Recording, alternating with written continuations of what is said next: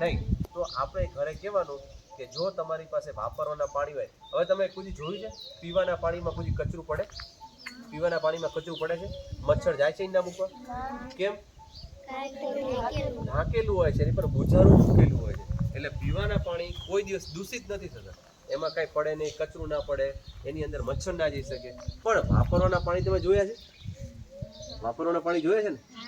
છે ને? એમાં શું થાય? હા, કેમ?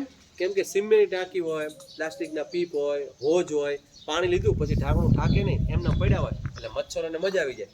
મચ્છરો માટે દરિયો કહેવાય. શું કહેવાય?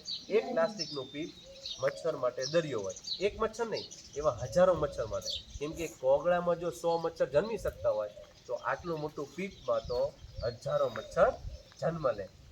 હવે હું તમને બે વસ્તુ કહું છું. આપણે બે વસ્તુથી ધ્યાન રાખવાનું છે અને બે વસ્તુ આપણે યાદ રાખવાની છે. મેલેરિયા અને ઝેરી મેલેરિયા. શું કહું છું? મેલેરિયા અને ઝેરી મેલેરિયા. એ જે મચ્છર કરડે છે એ મચ્છરનું નામ છે માદા એનોફેલિસ મચ્છર. બોલો.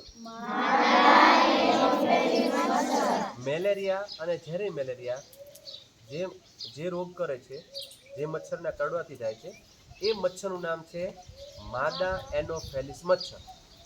માદા એનોફેલિસ મચ્છર.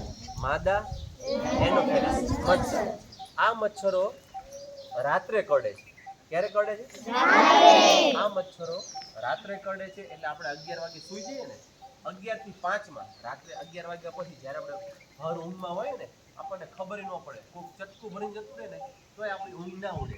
એટલે એમને મજા આવી જાય. 11 વાગ્યા પછી આપણને એ મચ્છર કરડે તે સવારના 5 વાગ્યા સુધી, એટલે આપણને ખબર જ ના પડે. એટલે આપણને ભાગી